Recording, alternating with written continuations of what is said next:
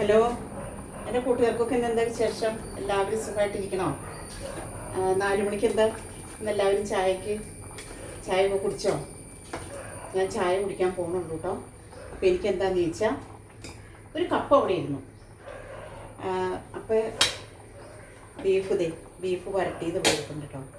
അപ്പോൾ ഞാൻ ബീഫും ഈ കപ്പയും കൂടെ കൂട്ടി നമ്മുടെ തട്ടുകടയിലൊക്കെ കിട്ടുന്ന അതേ സ്റ്റൈലിൽ എങ്ങനെയാണെന്ന് ചോദിച്ചാൽ അതുപോലെ തന്നെ അതേ ടേസ്റ്റ് തന്നെയാണ് കേട്ടോ. നമുക്ക് ഈ കപ്പയും ബീഫും കൂടെ ഒന്ന് വരട്ടി നല്ല ഉഷാറാക്കി എടുക്കാം.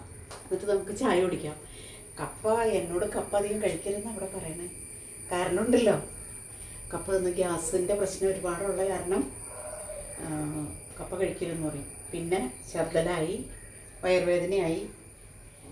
ഛർദ്ദിക്ക് എങ്ങനെ ചെയ്താൽ പുള്ളി ആദ്യം ചോദിക്കുന്നത് കപ്പ തിന്നോന്ന് ചോദിക്കും. ഫസ്റ്റിലെ ചോദിക്കുന്നതാണ്. അപ്പം ഞാൻ പറയും തിന്നില്ല എന്നത്. ആളിവിടെ ഇല്ല, ആള് പള്ളി പോയേക്കുക. പള്ളി പോയിച്ച് വരുമ്പോഴത്തേക്കും ഞാൻ തൊലത്തി വയ്ക്കും. പക്ഷെ എനിക്ക് എങ്ങനെ ഏറ്റവും ഇഷ്ടമുള്ള സാധനമാണ് ഈ കപ്പ എന്ന് പറയുന്ന സാധനം. ചക്കപ്പത് അവിടെ ഒന്നര ഒരുക്കി വെച്ചിട്ടില്ലേ നാളത്തേക്ക്. അതൊക്കെയാണ് എൻ്റെ തമാശയും കാര്യങ്ങളും. ഈ കപ്പ പിന്നെ ഉണ്ടല്ലോ, നിങ്ങളൊരു കാര്യം ചെയ്യുക, നിങ്ങൾ ഒരിക്കലും അങ്ങനെ വെള്ളം പറ്റിച്ചെടുത്ത് കറി വെച്ച് കഴിക്കരുത്. ഇത് ഊറ്റിയെടുത്തിട്ട് വേണം കഴിക്കാനായിട്ട്. അപ്പോൾ അതുപോലെ തന്നെ ഉണ്ടാക്കിയെടുക്കാം കേട്ടോ. തട്ടുകടയിൽ കിട്ടുന്ന കപ്പയില്ലേ, അതുപോലെ തന്നെ.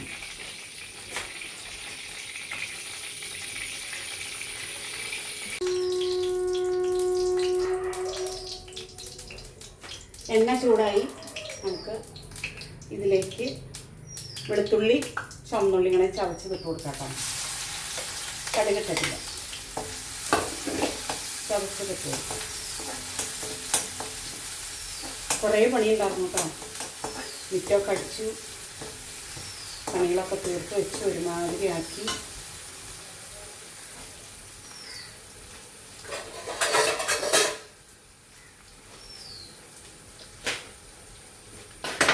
ഈ ഞോള വിളിച്ചെന്നാലാണ്, കപ്പയുടെ ഞോള വിളിച്ചെന്നാൽ നമുക്ക് ഭയങ്കര പ്രശ്നം ഉണ്ടാക്കും. അപ്പം ഇന്ന് മസാലയൊക്കെ ഇട്ട് വരട്ടിയപ്പോൾ ഇച്ചിരി ബാക്കി ബീഫ് കുറച്ച് ബാക്കി ഇരിപ്പുണ്ടാക്കും. ഇനിയിപ്പോൾ അച്ഛൻ പള്ളിയിൽ നിന്ന് വന്നിട്ട് ചോറൊന്നുമില്ല എന്ന് വെച്ചാൽ ഭക്ഷണം കഴിക്കില്ല. അവിടെ നിന്ന് കുടുംബ യൂണിറ്റ് ഉണ്ടല്ലോ ഞങ്ങൾക്ക്. എല്ലാ ദിവസവും എല്ലാ ഞായറാഴ്ചയും കുടുംബ യൂണിറ്റ് ഉണ്ട് ഞങ്ങൾക്ക്. അപ്പോൾ ആ കുടുംബ യൂണിറ്റിലേക്ക് പുള്ളി കൊഴിച്ച് വരുമ്പോൾ പിന്നെ അവിടെ നിന്ന് എന്തെങ്കിലും ഭക്ഷണമൊക്കെ കഴിച്ചേച്ച് വന്നാൽ ഇവിടെ നിന്ന് കഴിക്കില്ല. ഉള്ളിമുളക് മൂത്ത് വന്നു തുടങ്ങി. നമുക്കതിലേക്ക് അല്പം പേരിന് മുളക് പൊടി ഇട്ട് കൊടുക്കാം. കാരണം ഇതിനകത്ത് മുളകിട്ട് കുരുമുളകും ഇതൊക്കെ ഇട്ട് ഞാൻ വരട്ടിയത്. അല്പം മല്ലിപ്പൊടി, വറുത്തരി ഒന്നും ചേർക്കണില്ല കേട്ടോ.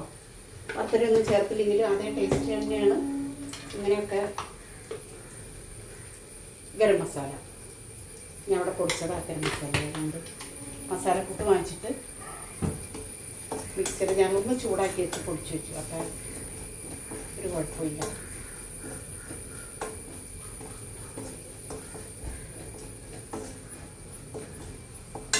വേപ്പില ഇട്ട് കൊടുക്കാം. വേപ്പില ഒടിച്ച് കൊണ്ടുവച്ചതാണ് ഞാൻ.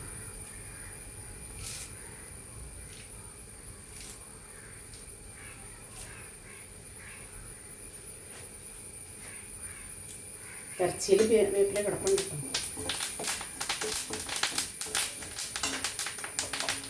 നമുക്ക് കപ്പ ഇട്ട് കൊടുക്കാം. കുറച്ചുള്ളൂ, ഒരു കിഴങ്ങുണ്ട്, ഒരുപാടായിട്ട് തോന്നട്ടോ.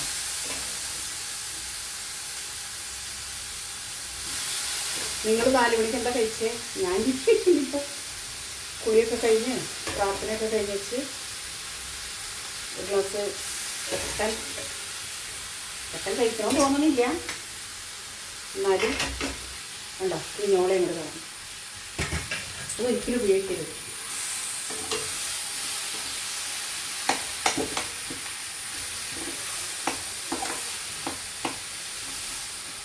നല്ലോണം അങ്ങോട്ട് ഉടച്ചു കൊടുക്കുക.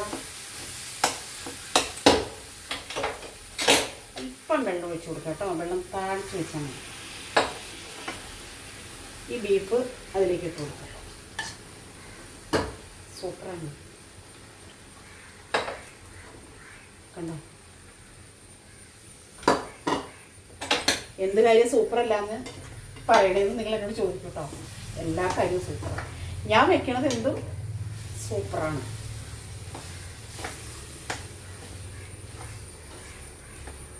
എൻ്റെ മക്കൾക്കും.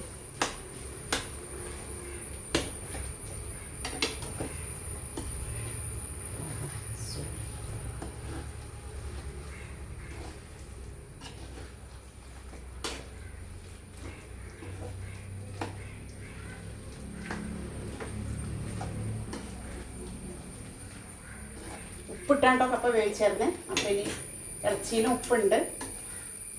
പിന്നെ ഞാൻ ഉപ്പൊന്നും ഇടണില്ല. കണ്ടോ, ഓക്കെ. ഇനി ഇതൊരു പാത്രത്തിലേക്ക് ഒന്ന് മാറ്റാം. ഇപ്പം എത്ര സിമ്പിളായിട്ടുണ്ട്. കപ്പ ഞാൻ നേരത്തെ മുക്കി വെച്ചായിരുന്നു. അത് കഴിഞ്ഞിട്ട് ഇച്ചിരി പണിക്കൊക്കെ പോയി. അതിലിതിൽ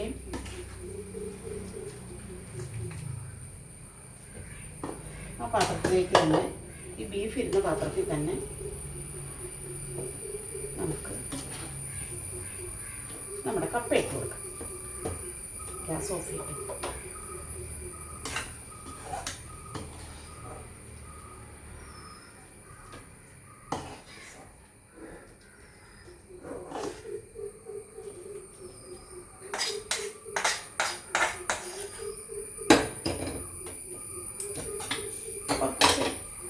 സവാളയും കൂടെ ഇട്ടേ നമുക്ക് ഇതിനൊന്ന് സുന്ദരിയാക്കാം.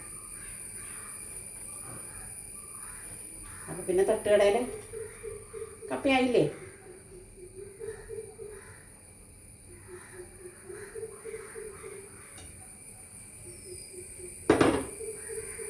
അപ്പോൾ ദേ തട്ടുകടയിലെ കപ്പ ബീഫ് ഇവിടെ റെഡിയായി. കണ്ടോ, സൂപ്പറാട്ടോ. നിങ്ങളെല്ലാവരും ഉണ്ടാക്കി നോക്കുക. ഇങ്ങനെ എളുപ്പത്തിൽ ചെയ്യാം. അപ്പോൾ ഞാൻ മറ്റൊരു വീഡിയോ ആയിട്ട് വരുന്നവരേക്കും എല്ലാവർക്കും ടാറ്റ ബായ്. വന്നാൽ വേണമെങ്കിൽ അല്ല കേട്ടോ, അങ്ങനെ ഞാൻ പറയില്ല. ഇതൊരു 2 സ്പൂൺ കഴിക്കുക. ഒരു ഗ്ലാസ് കട്ടൻ ചായ ഉണ്ടാക്കി നമുക്ക് കുടിക്കാം. വേഗം വാ എല്ലാവരും.